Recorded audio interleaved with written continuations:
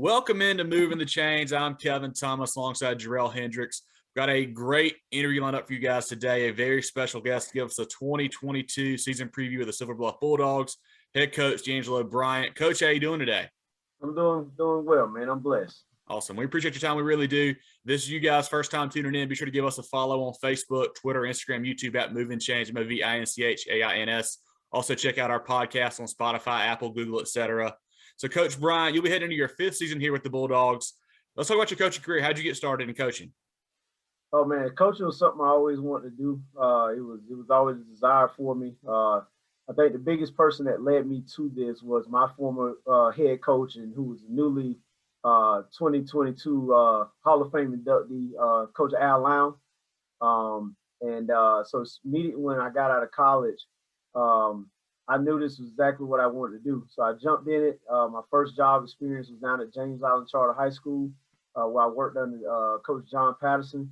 And, it was an eye-opening experience for me. I went from pretty much having everything laid out for me, being a college athlete, and to all of a sudden now I'm having to basically do a lot of the duties. And so that quickly changed. It was very eye-opening. I figured out really fast that the game was much more than the X's and O's, and it's a job of servanthood. And then I went on. I spent the bulk of my career at White Knoll High School, where I coached track and field, as well as football. And I had a great opportunity to move up kind of the ranks doing that, and work for some great guys. Work with a lot of great guys as well, who have done some really good things in their career. And then, I was blessed with the opportunity to be able to come back home. It's not a lot of times that a lot of people get an opportunity to come back home. And I was very blessed to get an opportunity to come back home and to take over the Bulldog program and try to carry on this tradition. That's awesome. So Coach, for listeners and viewers who haven't seen the Bulldogs play, we know you guys like to run the ball, but what are some of the other offensive schemes you like to run? And then you guys had a lot of shutouts last year. What are you guys running on defense? Yeah. So, offensively, it had a lot to do with our personnel. We were really good with a lot of things that we were able to do last year. I think our personnel really fit what we were able to do. We got a little bit untraditional from Silver Bluff. As you know, Silver Bluff, we've been a lot of wing tee. We built our program primarily out the wing tee and basically just smash mouth power football with that. So we still were able to do that last year in a lot of different ways with our quarterback and with our running back, but we threw the ball a good bit too. It's really rare. Our quarterback Malik Williams actually threw for over 1,700 yards last year, and put some yards on the ground as well. So he was a dual threat guy for us, and then we had some really good receivers out on the perimeter, and we were big up front last year. We could actually move some guys last year. So just with our power and counter game, it went really well, and then we still were able to attack people vertically and some underneath stuff too. And defensively, we were very multiple on the back end of our defense. We do a lot of moving around, which is very challenging for a small school, because some of those guys are having to play both ways. So you don't exactly get that full defensive time that you would if you were at a 5A or 4A high school.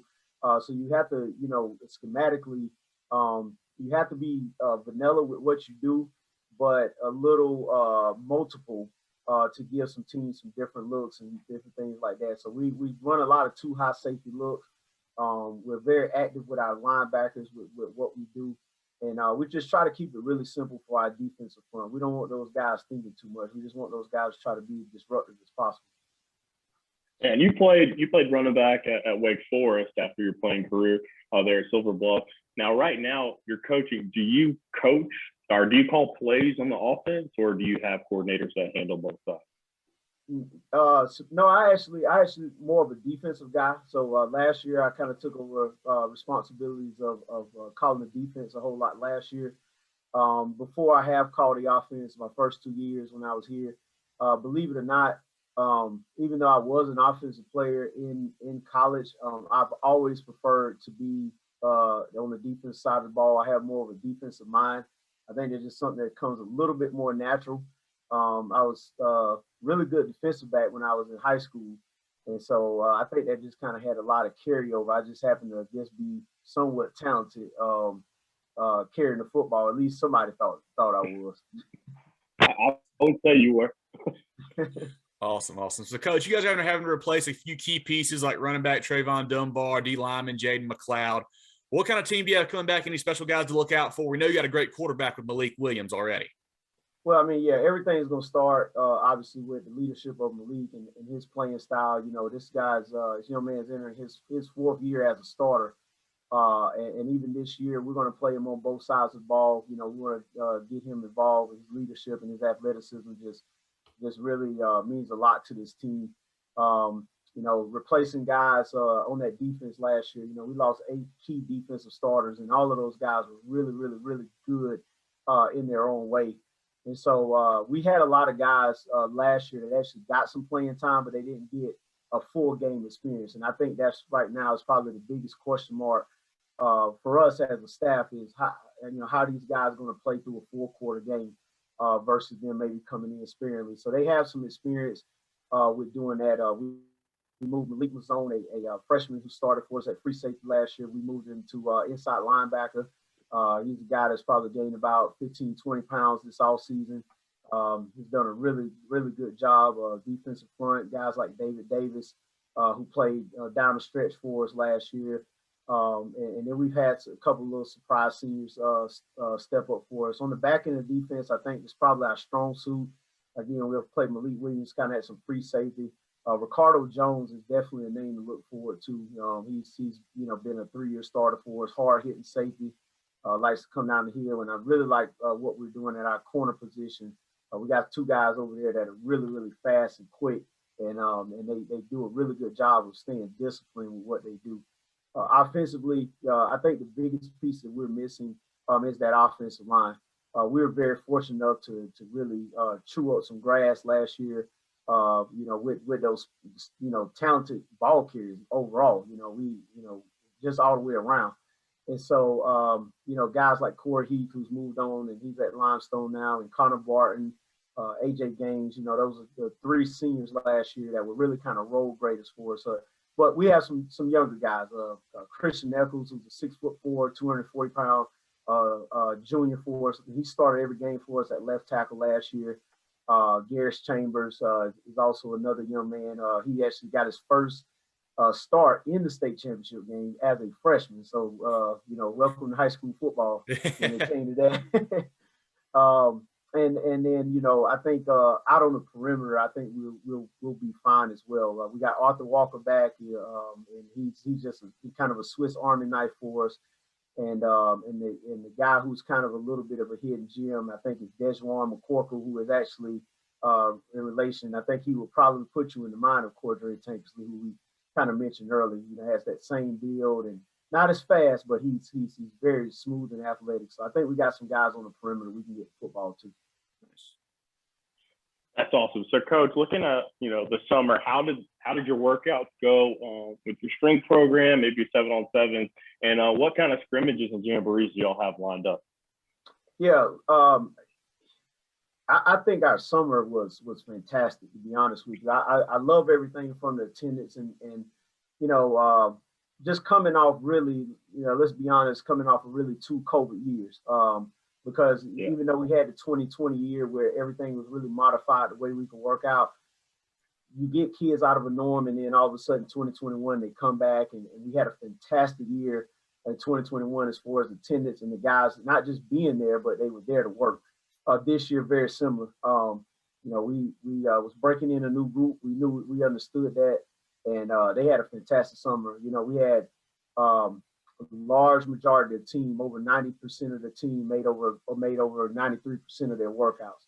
So that's very pleasing. 7-on-7, I thought we were very competitive in a lot of ways. Our biggest thing is that we just want to make sure we focused on us. We really weren't worried about what other teams were doing schematically and some things like that. It was a great opportunity for us as coaches and for them as players to make sure that they were taking all the coaching in the different, points that we could give them, just taking advantage of that. And so coming up, actually Thursday evening, we'll scrimmage Swansea. And traditionally, you know, Swansea has always been a physical group. Mm-hmm. They always have some good athletes. You know, you just don't know what they're going to get off the bus with. And Coach Wilder has done a great job there with that group. And I kind of know his background. And then we'll go to Wade Hampton, who his first team that actually scored on us last year. They played us really physical in that first half. Coach Hannah's done a fantastic job down there with those young men. He's gotten some more bodies down there on that team. And they're super athletic. I mean, I've watched these guys doing track season, and I mean, they were just super, super athletic. So really looking forward to that. I think it's a time we need to be tested. This group right here needs to be tested. They need to be smacked them in the mouth a little bit, and we'll kind of see where we go from there. And if memory serves me correct, that was game 5 before someone scored on you guys last year? Yeah. Okay. Just making sure. So, Coach, with the recent realignment, I mean, everything's really flipped for you guys. You've gone to the upstate region or upstate side of the bracket, I guess it will be in the playoffs. And you're also now in a region with Batesburg, Leesville, Fox Creek, Pillion, Strong Thurman, and Saluda. You know, basically all new teams from last year. How difficult is that to make preparations for guys you haven't really played as much as some teams maybe you played in the past couple of years, having to go to a whole new region this year? Yeah, but let me start off by saying this. This region is the SEC West, by the way, of South Carolina high school football. And you look at those schools, those names that you mentioned, you hear championships, you hear tradition, you hear toughness, and so it will be different. Having to play a rigorous conference schedule where week in and week out, you really got to bring your lunch to the table. And as we know, Batesburg and Silver Bluff, that's always kind of been a little hidden rival. And normally you don't really see that matchup happen until a championship games dating back to the 80s and also the early 2000s, which I had a great opportunity to be a part of one of those. And then Strong Thurman, Coach Webb and that staff that's taken over there, Thurman has always got really, really good athletes. We've been in the region with Pillion, and Pillion, I tell you, they're scrappy. They're a scrappy bunch. And they kind of gave us a shock even at the beginning of the game when we played them last year. Actually, the last 2 years, to be honest with you. Dan does a good job with those guys down there. So, and Fox Creek, and I shouldn't even have to tell you about Saluda. I mean, the way that Coach Stewart, I think that team takes on his persona.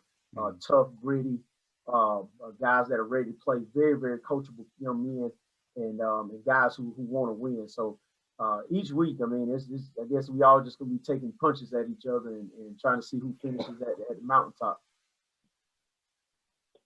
So looking back to last year, I mean, just a truly dominant season. You guys undefeated up until that last game for the state championship, winning lower state, winning your region, and really, like I said, dominating fashion. But that game in Columbia just didn't go your way, just didn't work out the way you wanted to, I'm sure. How has that fueled your guys that you have coming back for this offseason and going into 22? Well, it's definitely a burning feeling. Those guys had no intention of going into that game and for that game ending the way that it did. There were a lot of guys that are coming back that was on the sideline, and so they kind of witnessed some things firsthand, not necessarily maybe understanding the totality of what went on, but they understand. And so I think that really fueled a lot of guys on the off season. I think that some of those guys are really looking forward to kind of proving themselves. And I think, the positive side of it is that the fact that we made it to the state championship and those guys understand what it takes to get there. And so we understand it's not an automatic given that we're going to be one of the teams. We know we got to fight. And it's going to start with every single game that we have this season and how we progress throughout the season and get to those games. So these guys had a firsthand opportunity to see that. Our seniors did a really good job last year of making sure that each week was even more intense than the next week. And that was the great part about coaching that group. When you have to modify your practice and scale some things down and do some things differently because you're worried about beating up on each other during the course of the season, you got a pretty good group. And so I just hope these guys can not just even match it, but just try to be even better than that group was last year. Awesome. Well, Coach, got a couple easier ones here for you, and I got to refer to my notes for this one here. So, one of our running jokes last year was about you guys in the second half of football games. So, against Barnwell last year, you were down 20-14 at half, scored 27 in the third and 41 in the whole second half while shutting out the Warhorses. Against Wade Hampton, you were up 13-7 at half, 20-14 after 3, and then scored 20 unanswered in the fourth to win that game 40-14. And then against Jerel in the playoffs, you guys were tied at 14-all at the half and scored 42 in the second half to win 56-14. What were you telling these guys in the locker room at halftime, Coach? Like, you guys came out guns a-blazing every time. I'm gonna be honest with you. I didn't really have to say anything. I went in, and this is the same for all three contests that we talk about that you guys mentioned. I literally walked around to every group, every position group, every coach that was in the position group and said, "Guys, we're gonna be fine. We're gonna be fine." And I knew some things in my head as coaches. Me and my offense coordinator got together. Me and some of the other coaches would talk coming off the field, and some things we figured out. And but there were really, honestly, there were really no second half adjustments to really what we did. We pride ourselves too on really being a finishing football team. We do some things down here, challenging our guys, towards the end of practice and even before practice that really puts them in the mindset. So we try to make sure that we just try to treat every situation as if it's a game situation. But hats off to those guys. So they did all the work.